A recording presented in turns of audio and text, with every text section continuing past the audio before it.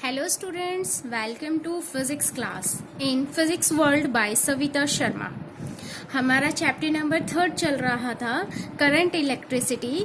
First lecture में हम कर चुके हैं, करंट पढ़ चुके हैं, करंट के ऊपर कुछ न्यूमेरिकल्स कर चुके हैं। होप सो कि आपने वो बहुत अच्छे से प्रैक्टिस कर लिया होगा और उसके नोट्स भी बना लिए होंगे। तो अपने टॉपिक को आगे बढ़ाते हैं। आज लेक्चर 2 में हम करेंगे ड्रिफ्ट वेलोसिटी।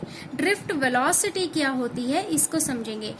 स्टूडेंट्स, ये बहुत इंपॉर्टेंट टॉपिक है और बहुत ज़रूरी है इसको समझना अगर हमें करंट इलेक्ट्रिसिटी को आगे समझना है तो।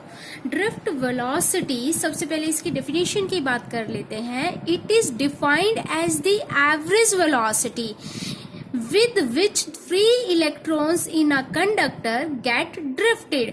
ये फ्री इलेक्ट्रॉन्स, मेटल हो गए, कंडक्टर हो गए, उनके पास बहुत सारे फ्री इलेक्ट्रॉन्स हो गए ना, उन फ्री इलेक्ट्रॉन्स की वो एवरेज वेलोसिटी है जिसकी वजह से फ्री इलेक्ट्रॉन्स ड्रिफ्ट होंगे।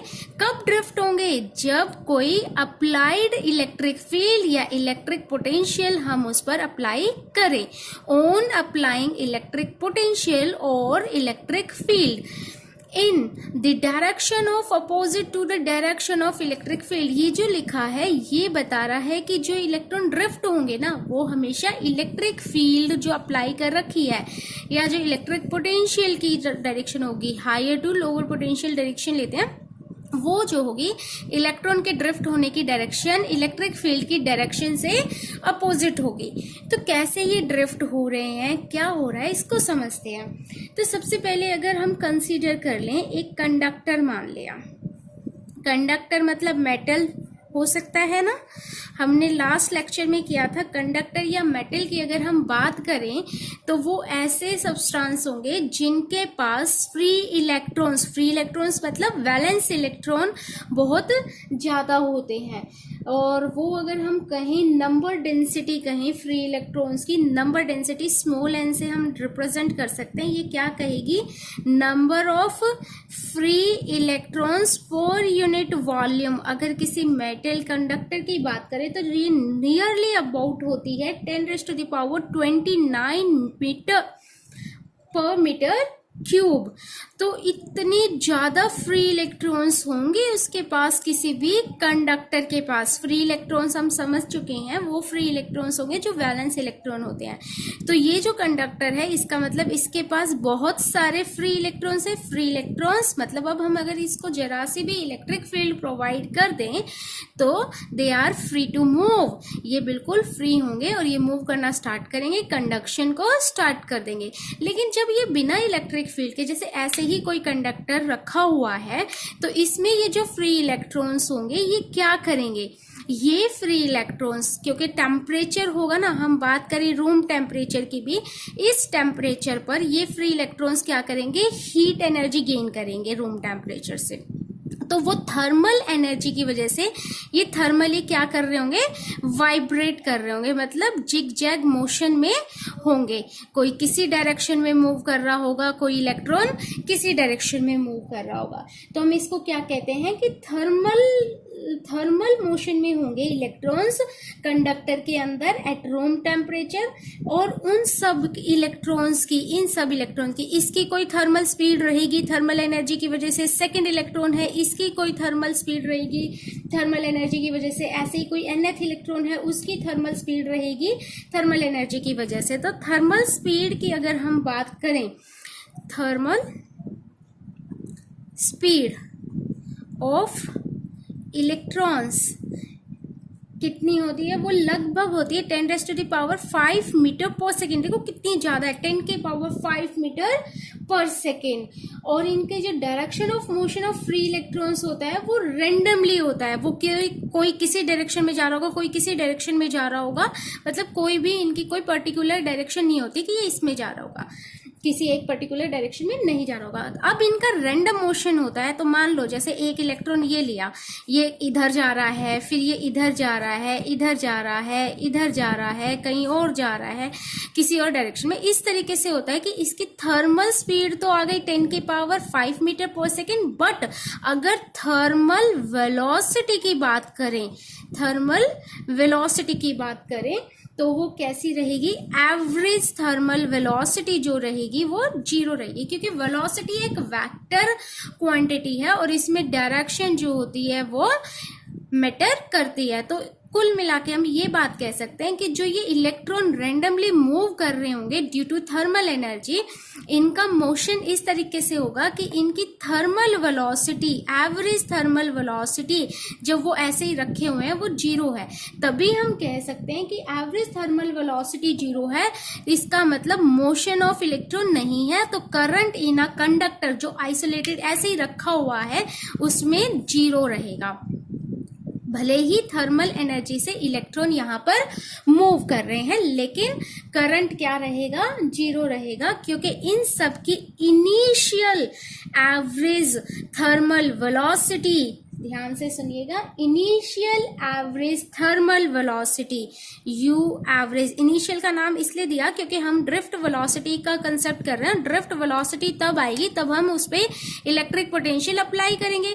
तो अभी हमने कोई पोटेंशियल, कोई फील्ड अप्लाई नहीं कर रखा, तो इसलिए हमने क्या कह दिया यहाँ पर, initial thermal velocity. Actual average thermal velocity initially कितनी हो जाएगी, पहले इलेक्ट्रॉन की U1 मान ली, ऐसे ही दूसरे की U2 मान ली, तीसरे की U3 मान ली, इन सब का सम UN तक, और एवरेज निकालना है तो n से डिवाइड कर दें, और ये कैसे रहेगा, जीरो। इसी कारण से करंट इन अ कंडक्टर कैसा हो जाएगा, जीरो रहेगा। अब ये तो बात कर ली हमने, तब इस पे कोई पोटेंशियल अप्लाइड नहीं है और वेलोसिटी इनकी कैसी हो गई, जीरो। स्पीड नहीं, अगेन कह रही हूं, स्टार लगा लीजिएगा इस बात पे, thermal speed of electrons, free electrons की 10⁵ मीटर पर सेकेंड है, मतलब थर्मल स्पीड जीरो नहीं होगी। स्पीड और वेलोसिटी में अंतर है, ये वेक्टर क्वांटिटी है और ये स्केलर क्वांटिटी है। स्पीड के अंदर, या फिर ऐसे भी समझ सकते हैं, डिस्टेंस अपॉन टाइम लेते हैं। पाथ ट्रैवल, इलेक्ट्रॉन चाहे रैंडम मोशन में जा रहा है, आगे जा रहा है, पीछे जा रहा है, वापस अपनी पोजीशन पे आ रहा है, लेकिन उसका कुछ ना कुछ डिस्टेंस तो कवर किया ना उसने, पाथ ट्रैवल तो किया ना, तो पाथ ट्रैवल तो रहेगा ना उसका, ये वैल्यू रहेगी, और अपॉन में टाइम भी रहेगा, तो स्पीड होगी। बट अगर वेलोसिटी में चले जाए तो मान लो वो आगे गया, पीछे गया, वापस आया, अपनी ओरिजिनल पोजीशन पे आ गया जहां से उसने स्टार्ट किया था। नेट डिस्प्लेसमेंट मतलब वो जीरो दिखा रहा है। तो थर्मल वेलोसिटी क्या होती है, वेलोसिटी डिस्प्लेसमेंट अपॉन टाइम, तो वेलोसिटी जीरो होगी इनकी।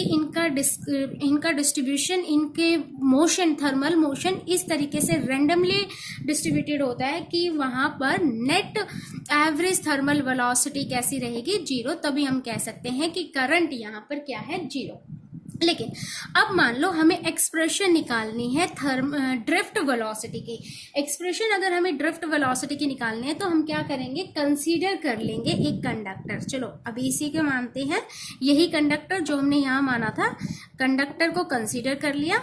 जिस कंडक्टर की लेंथ मान ली हमने L, और इस कंडक्टर पे हम अप्लाई कर देंगे इलेक्ट्रिक पोटेंशियल। इलेक्ट्रिक पोटेंशियल में ध्यान देना, ये यहाँ पे नेगेटिव टर्मिनल लगा दिया और यहाँ पॉजिटिव टर्मिनल लगा दिया, किसी बैटरी के थ्रू यहाँ इलेक्ट्रिक पोटेंशियल अप्लाई कर दिया। अब इलेक्ट्रिक पोटेंशियल, ये पॉजिटिव टर्मिनल है, ये नेगेटिव, तो electric field inside the conductor setup हो जाएगी, और वो इलेक्ट्रिक फील्ड कैसी होगी, हायर पोटेंशियल से लोअर पोटेंशियल के डायरेक्शन में। इसके लेंथ मान ली L, और ये क्रॉस सेक्शन एरिया वायर के फॉर्म में, सिलेंड्रिकल फॉर्म में, इसका एरिया मान लिया A। अब जैसे ही यहाँ पर इलेक्ट्रिक फील्ड सेटअप हुई, वो जो इलेक्ट्रॉन जो थे रैंडम मोशन में थे ना, कोई किधर जा रहा था, कोई इलेक्ट्रॉन किधर जा रहा था। अब इस इलेक्ट्रिक फील्ड की वजह से क्या होगा, इलेक्ट्रिक फील्ड जैसे ही सेटअप हो जाएगी तो फ्री इलेक्ट्रॉन्स, ये जो इलेक्ट्रॉन्स है ना, फ्री इलेक्ट्रॉन्स, इन पर क्या होगा, फोर्स अप्लाई हो जाएगा। जैसे ही फोर्स अप्लाई होगा इन फ्री इलेक्ट्रॉन्स पर, तो ये क्या हो जाएंगे, एक्सेलरेट करने लगेंगे electrons towards negative terminal to positive terminal. ये पॉजिटिव टर्मिनल हो गया कंडक्टर का, हमने यहाँ पे पॉजिटिव बैटरी का कनेक्ट किया है तो, और यहाँ नेगेटिव कनेक्ट किया है तो ये कंडक्टर का नेगेटिव टर्मिनल हो गया। तो ये जो फ्री इलेक्ट्रॉन है, जैसे ही हमने इलेक्ट्रिक फील्ड अप्लाई की तो इन पे फोर्स एक्सपीरियंस होगा। उस फोर्स को हम कैसे लिख सकते हैं, F is equals to e into E, charge on electron, minus sign लगा दिया क्योंकि फोर्स ऑन इलेक्ट्रॉन अपोजिट रहेगा डायरेक्शन ऑफ इलेक्ट्रिक फील्ड के। यहाँ याद रखना, इसको लिख लेना अपने नोट्स में। नेगेटिव साइन क्या इंडिकेट कर रहा है, ये फोर्स की और इलेक्ट्रिक फील्ड की डायरेक्शन कैसी है, एक दूसरे से अपोजिट है। तो ये बता दिया, यहाँ पे ये फोर्स आ गया हमारे पास। अब देखते हैं यहाँ पे ये इलेक्ट्रॉन ऐसे जा रहा था, इस पर फोर्स लगेगी। इलेक्ट्रिक फील्ड किस डायरेक्शन में, इस इलेक्ट्रॉन पे इस डायरेक्शन में, इलेक्ट्रिक फील्ड इस डायरेक्शन में, तो इस इलेक्ट्रॉन पर फोर्स किस डायरेक्शन में लगेगी, ये हम दूसरे पेन से मार्क कर लेते हैं। इलेक्ट्रिक फोर्स इस पर इस डायरेक्शन में लगेगी, जिसकी वजह से इलेक्ट्रॉन का मोशन क्या हो जाएगा, थोड़ा सा शिफ्ट हो जाएगा इस तरफ। ये इलेक्ट्रॉन यहां से कहां हो जाएगा, शिफ्ट हो जाएगा आगे की तरफ। ऐसे ही नेक्स्ट कोई इलेक्ट्रॉन है वो भी क्या हो जाएगा, अपनी पोजीशन से शिफ्ट हो जाएगा आगे की तरफ। कुल मिला के हम क्या कह सकते हैं, इस तरीके से इलेक्ट्रॉन्स का जो मोशन है वो किस तरफ चलने लगेगा, टुवर्ड्स दी पॉजिटिव टर्मिनल। सारे इलेक्ट्रॉन्स किस तरफ शिफ्ट होने लगेंगे, पॉजिटिव टर्मिनल की तरफ। इसका कहने का मतलब ये बिल्कुल भी नहीं है कि इलेक्ट्रिक फील्ड अप्लाई करने से जो थर्मल स्पीड थी या थर्मली जो इलेक्ट्रॉन्स मूव कर रहे थे वो कैंसिल हो जाएगा, वो भी मूव करेंगे। मतलब इलेक्ट्रॉन जो है थर्मल की वजह से मान लो इस डायरेक्शन में वाइब्रेट हो रहा था, इलेक्ट्रिक फील्ड अप्लाई करने के बाद इस पर फोर्स लग गया इस डायरेक्शन में, तो अब क्या होगा कि इस डायरेक्शन में ना जाके ये इलेक्ट्रॉन थोड़ा सा शिफ्ट हो जाएगा इस फोर्स की वजह से इधर। तो इसमें हम ये कह सकते हैं कि थर्मल वेलोसिटी के साथ एक एडिशनल वेलोसिटी और आ जाएगी, एडिशनल वेलोसिटी बोल देते हैं इसको, एडिशनल वेलोसिटी आ जाएगी due to applied electric field. Applied electric field की वजह से इसमें एक एडिशनल वेलोसिटी आ जाएगी। अब ये जो एडिशनल वेलोसिटी आएगी तो पहले इलेक्ट्रॉन की जो हम u1 वेलोसिटी ले रहे थे वो u1 वेलोसिटी ना रह करके कितनी वेलोसिटी हो जाएगी, v1 हो जाएगी। तो v1 को हम कैसे लिख सकते हैं, v1 is equals to u1 plus force लगाना। तो अब फोर्स लगा है तो इस पर कुछ ना कुछ एक्सेलरेशन भी आया, उसको हम कैसे लिख सकते हैं, m इंटू ए से ना।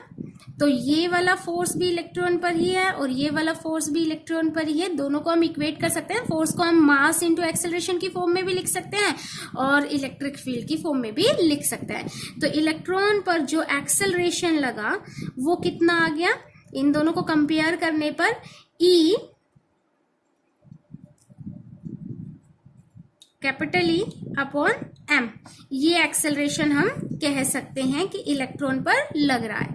तो इसको हम मान लेते हैं इक्वेशन नंबर 2। तो ये एक्सेलरेशन लगा तो वेलोसिटी ऑफ फर्स्ट इलेक्ट्रॉन कितनी हो जाएगी, u1 a, सब पर a जो होगा वो सेम होगा,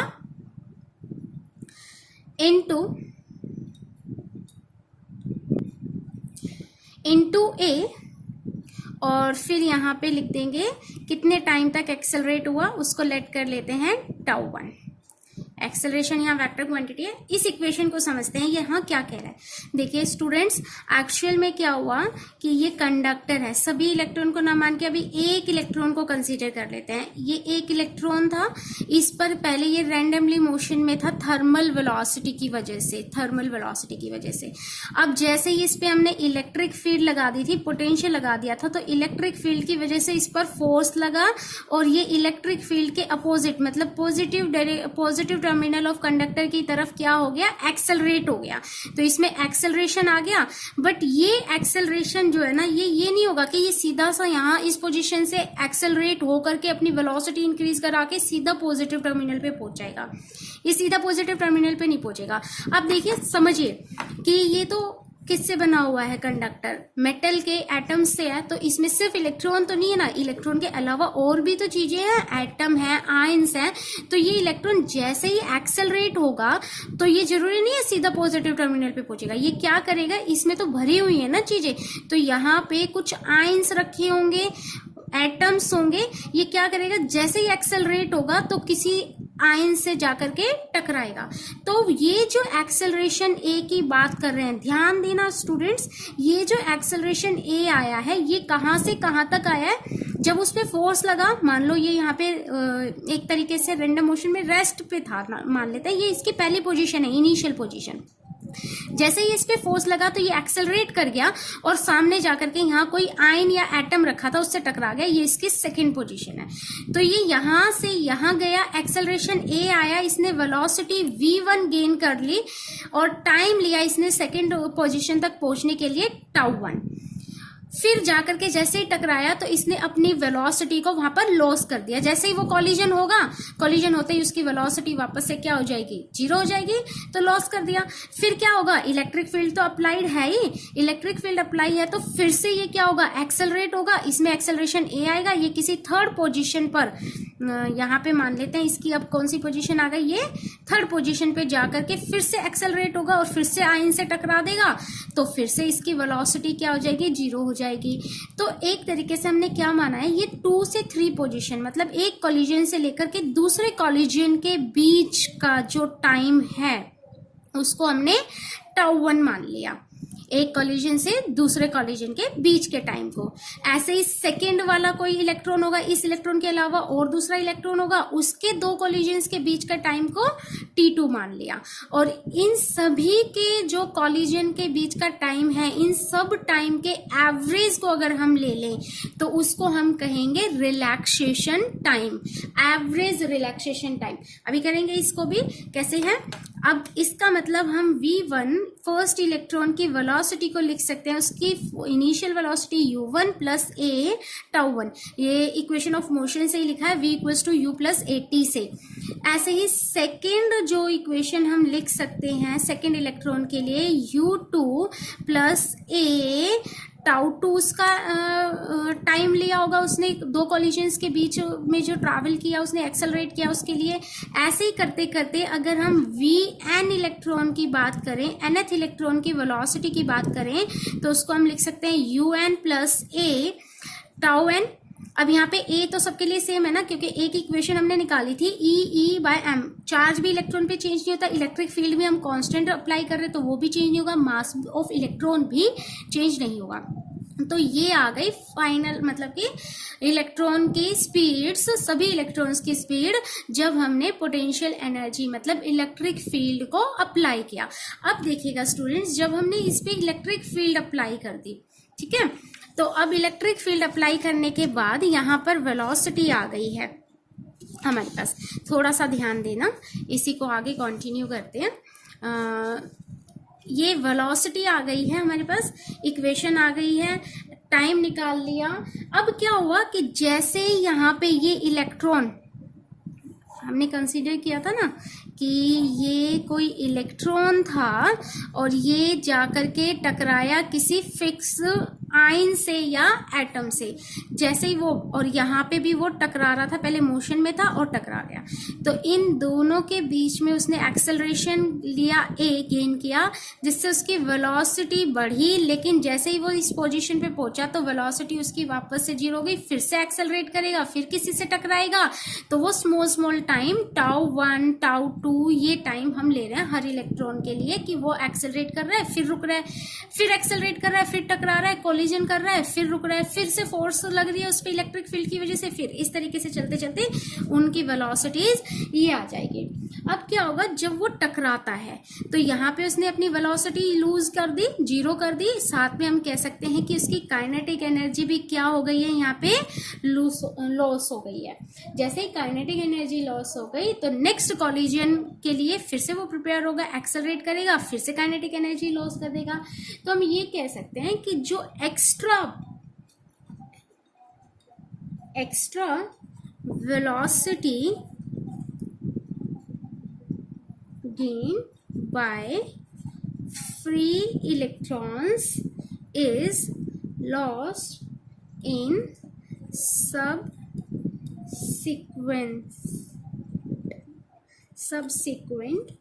collisions। सबसिक्वेंट कॉलिजन्स में लॉस होती जा रही है और दिस प्रोसेस कंटिन्यू रहेगा जब तक ये इलेक्ट्रॉन कंडक्टर के पॉजिटिव टर्मिनल पर रिच नहीं हो जाता, जब तक ये पॉजिटिव टर्मिनल पर नहीं पहुंच जाता।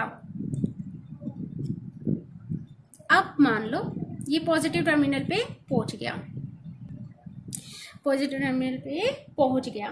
तो जैसे ही ये पॉजिटिव टर्मिनल पे पहुंच गया तो हम क्या कह सकते हैं कि under the effect of electric field क्या हुआ है, फ्री इलेक्ट्रॉन्स ये लिख लेते हैं हम, acquire small velocities by virtue of acceleration in additional to their random thermal velocities। ये इम्पॉर्टेंट है कहना कि जो थर्मल वेलोसिटी थी उसके एडिशन में एक स्मॉल वेलोसिटी और आ गई, जिसकी वजह से इनकी ये वेलोसिटीज आ गई है। तो हम क्या कह सकते हैं, these velocities are different direction. ये कैसे हैं, जो थर्मल वेलोसिटीज थी वो डिफरेंट डायरेक्शन में थी, अब उसमें एक एडिशनल वेलोसिटी और आ गई है due to effect of electric field. अब ये जो आएगी ना, ये जो वेलोसिटी आई है, एवरेज ऑफ वेलोसिटी, इन सभी का एवरेज निकालें फ्री इलेक्ट्रॉन्स का, तो अब ये जीरो नहीं होगा। तो क्या कह सकते हैं, now the average of all these velocities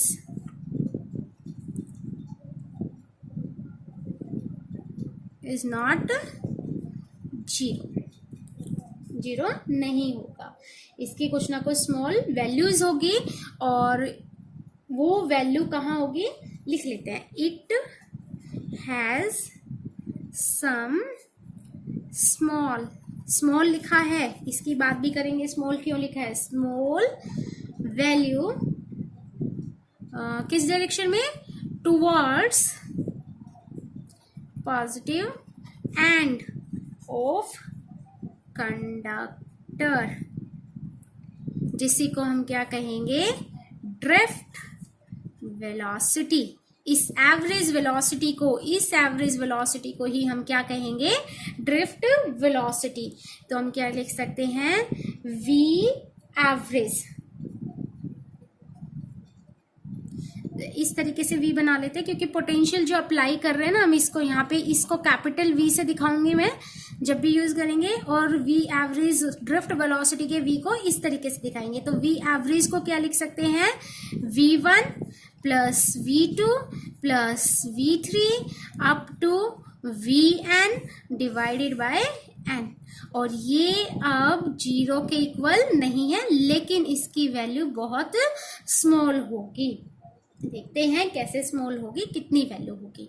तो करते हैं ऐड, 1 की वैल्यू रखें तो वो कितना होगा, U1 plus A τ1, U2 V2 की वैल्यू रखें तो U2 प्लस A τ2, ऐसे ही UN Vn की रखें तो A τn divided by n। अब चलते हैं,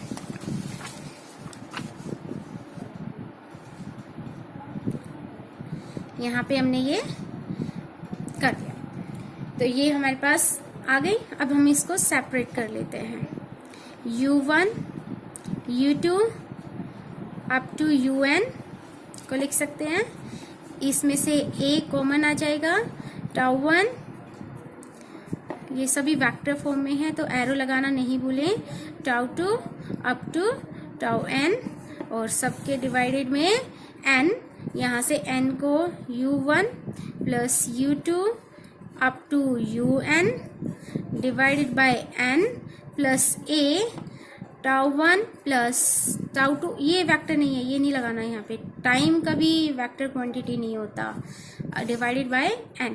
ये फर्स्ट इक्वेशन अगर हम देखें तो ये तो क्या है, एवरेज था ना, ये क्या था initially, average thermal velocity electron की, जब हमने कोई पोटेंशियल अप्लाई नहीं कर रखा था तो वो तो जीरो हो गया, तो ई वी एवरेज किसके इक्वल बच गया, वी एवरेज बच गया a tau 1 plus tau 2 plus up to tau n, sorry ये फिर से वेक्टर लगा दिया, नहीं बेटा ये वेक्टर नहीं लगाना है यहाँ पे, डिवाइडेड बाय n।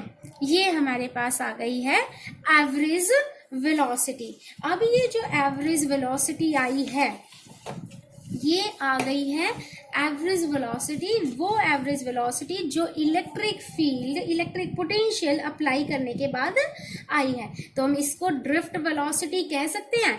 थोड़ा सा और इसमें एडिशन कर देते हैं कि ये जो हमने लिखा है ना, टाउ 1 वेक्टर नहीं, tau 2 up to tau n divided by n, ये क्या है, इसको हम कहते हैं average relaxation, average relaxation time between two successive collision. जो बात की थी ना कि इलेक्ट्रॉन एक कॉलिजन के बाद दूसरे कॉलिजन तक एक्सेलरेट करेगा और उसकी वेलोसिटी, पहले इलेक्ट्रॉन की v1 मान ली, दूसरे की v2, तो उसने टाइम लिया टाउ 1, टाउ सेकेंड ने टाउ 2 लिया, तो इसके सबके एवरेज टाइम को ही हमने क्या कह दिया, average relaxation time between two successive collision. और इसके बीच में जो वो एवरेज पाथ ट्रैवल करेगा ना, उसको हम अलग से लिख लेते हैं, वो डेरिवेशन में भी नहीं लेंगे, आगे लेंगे। जो पाथ होगा ना, उसको हमने क्या कह दिया, एवरेज मीन फ्री पाथ कह देते हैं, एवरेज फ्री पाथ या फिर मीन फ्री पाथ। और इस मीन फ्री पाथ को लैम्डा से या किसी भी चीज से डोनेट कर सकते हैं। हमारे पास मेन तो रिलैक्सेशन टाइम का है और जिसको हम क्या किससे डोनेट करेंगे, टाउ से। तो इस एवरेज को हम क्या लिख सकते हैं, इस इक्वेशन पे फोकस करते हैं, तो अब हम क्या लिख सकते हैं, v average is equals to a, और इस T1 T2 up to tau n तक डिवाइडेड बाय n, ये क्या बन गया, एवरेज रिलैक्सेशन टाइम, जिसको हम लिख रहे हैं टाउ। और इसी एवरेज वेलोसिटी को हमने नाम क्या दे दिया, ड्रिफ्ट वेलोसिटी। ड्रिफ्ट वेलोसिटी आ गई ए टाउ के इक्वल। अब थोड़ा सा यहाँ ध्यान दें, ए टाउ के इक्वल हमने ड्रिफ्ट वेलोसिटी को कैसे डिफाइन किया था ना, कैसे, it is defined as the average velocity with which free electrons in a conductor get drifted. जिस वो एवरेज है जिसकी वजह से इलेक्ट्रॉन क्या होंगे, फ्री इलेक्ट्रॉन्स ड्रिफ्ट होंगे जब हम उस पर इलेक्ट्रिक पोटेंशियल अप्लाई करेंगे, और इनकी डायरेक्शन कैसी होगी, opposite to the direction of electric field. अब डायरेक्शन की बात कर लेते हैं। ए एक्सेलरेशन को हमने निकाला था ना, यहाँ पे ये निकाल रखा ए एक्सेलरेशन, इक्वेशन नंबर सेकेंड। तो क्या लिख सकते हैं, इस इक्वेशन सेकेंड को हम इसको यूज करें तो v drift is equals to, a की वैल्यू डाल दो, माइनस ई एम टाउ। तो यहाँ पे ये जो ई है इलेक्ट्रिक फील्ड है, वी डी जो होगी ये ड्रिफ्ट वेलोसिटी, इसको हम वी डी भी लिख सकते हैं, ड्रिफ्ट वेलोसिटी को एवरेज वेलोसिटी। तो ये नेगेटिव साइन क्या इंडिकेट कर रहा है कि electric field and v d opposite हैं in direction, they are opposite in direction. तो ये हमारे पास वी डी की इक्वेशन आ गई है। तो ध्यान दीजिएगा, वी डी की इक्वेशन आ गई है हमारे पास। तो वीडी की इक्वेशन जब हमारे पास आ गई, अब इसको आगे करते हैं। देखिए वीडी अब आएगा मैथमेटिकली, जो हम फॉर्मूले जो एप्लीकेशन आएंगी, क्वेश्चंस आएंगे, उनमें कैसे अप्लाई करेंगे। ये आ गए हमारे पास वीडी का एक फॉर्मूला। इसको भी अप्लाई कर सकते हैं, इस वाले को भी अप्लाई कर सकते हैं। देखेंगे न्यूमेरिकल में क्या डाटा दे रखा है, उसके अकॉर्डिंग हम अप्लाई करते जाएंगे। तो ये वीडी आ गया हमारे पास। अब वीडी आने के बाद ध्यान देना, हमने क्या कहा था, एक कंडक्टर मान लिया था, जिसकी लेंथ एल ले ली थी और इस पे हमने पोटेंशियल लगा दिया था V, कैपिटल V, और इलेक्ट्रिक फील्ड सेटअप हो गई थी E। अब हम क्या लिख सकते हैं, E और DV में रिलेशन, E और V में रिलेशन लिखते हैं ना, E is equals to V by L लिख सकते हैं ना, किया था फर्स्ट चैप्टर में भी dv बाय dx। तो वहीं से लिखा है डिस्टेंस कितना हो गया, एक टर्मिनल से दूसरे टर्मिनल के बीच की लेंथ हो गई l, पोटेंशियल उसके अक्रॉस कितना सेटअप है v, और इलेक्ट्रिक फील्ड कितनी है E। तो E को हम क्या लिख सकते हैं, v बाय l। तो यहाँ से E को चेंज कर देते हैं, तो क्या आ जाएगा हमारे पास, अब सिर्फ हम मैग्नीट्यूड की बात करेंगे क्योंकि पोटेंशियल भी स्केलर क्वांटिटी आ गया और इसलिए सिर्फ और सिर्फ मैग्नीट्यूड की बात कर रहे हैं। तो ये साइन नेगेटिव का हटा देते हैं, ई की जगह पर क्या आ जाएगा, कैपिटल ई की जगह पे v बाय एल, एम पहले से ही था, टाउ ये था, ये एक और फॉर्मूला हमारे पास आ गया है किसका, ड्रिफ्ट वेलोसिटी का। अब यहाँ पे कुछ रिलेशंस देख लेते हैं कि ड्रिफ्ट वेलोसिटी किस किस पर डिपेंड करती है। vd डिपेंड्स ऑन किस किस पर, देखिए E जो है चार्ज ऑन इलेक्ट्रॉन है, कोई इफेक्ट नहीं पड़ने वाला, ये कांस्टेंट रहेगा, कोई इफेक्ट नहीं पड़ेगा। लेंथ ऑफ कंडक्टर एक बार हमने कांस्टेंट कर दिया तो वो कांस्टेंट रहेगा, ठीक है। मास ऑफ इलेक्ट्रॉन, ये मास ऑफ इलेक्ट्रॉन है वो भी कांस्टेंट है। अब देखिएगा अगर VD लेंथ बढ़ाएं तो क्या होगा, इनवर्सली प्रोपोर्शनल है लेंथ के, तो लेंथ बढ़ेगी तो VD घटेगा, ड्रिफ्ट वेलोसिटी घटेगी। अगर हम पोटेंशियल की बात करें तो वो डायरेक्टली प्रोपोर्शनल में है। अगर इलेक्ट्रिक पोटेंशियल बढ़ा देंगे, पोटेंशियल बढ़ाएंगे तो ड्रिफ्ट वेलोसिटी भी बढ़ेगी। देखिए कैसे बढ़ेगी, पोटेंशियल बढ़ा दिया, पोटेंशियल बढ़ाने से क्या होगा, जो इसके अक्रॉस इलेक्ट्रिक फील्ड जो अप्लाई कर रखी है वो इलेक्ट्रिक फील्ड भी बढ़ेगी।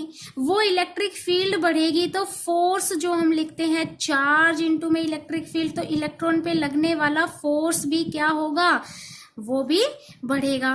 फोर्स बढ़ेगा तो उसमें जो एक्सेलरेशन आएगा इलेक्ट्रॉन में वो एक्सेलरेशन भी बढ़ेगा। हम डायरेक्ट एक्सेलरेशन के फॉर्मूले को भी यूज कर सकते हैं, एक्सेलरेशन भी बढ़ेगा, और एक्सेलरेशन बढ़ेगा तो वेलोसिटी भी बढ़ेगी, एवरेज वेलोसिटी भी बढ़ेगी। डायरेक्ट हम इसको रिलेशन से भी कह सकते हैं कि डायरेक्ट रिलेशन है, और इस तरीके से भी एक्सप्लेन कर सकते हैं। अब बच गया VD टाउ पर डायरेक्टली प्रोपोर्शनल है। ये क्या है, रिलैक्सेशन टाइम, रिलैक्सेशन टाइम। अब यहाँ पे एक क्वेश्चन आ जाता है, स्टार लगा करके इस बात को नोट करना, टेम्परेचर का इफेक्ट, इफेक्ट ऑफ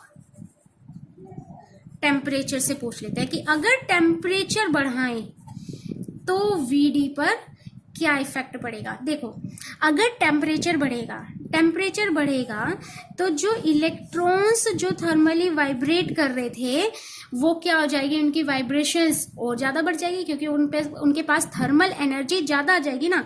अगर थर्मल एनर्जी ज्यादा होगी तो एक कॉलिजन से दूसरे कॉलिजन के बीच का जो टाइम होगा टाउ, वो क्या हो जाएगा, घट जाएगा ना, वो जल्दी से जाकर के कोलाइड हो जाएंगे। अब जल्दी से जाकर के कोलाइड होंगे तो रिलैक्सेशन टाइम, इसका मतलब क्या हुआ, घट गया। तो टेम्परेचर बढ़ने से टाउ डिक्रीज होगा, और टाउ पर ड्रिफ्ट वेलोसिटी डायरेक्टली प्रोपोर्शनल है, इसका मतलब VD भी डिक्रीज होगी। तो ये चीज याद रखना कि टेम्परेचर बढ़ने से ड्रिफ्ट वेलोसिटी घटेगी फ्री इलेक्ट्रॉन्स की।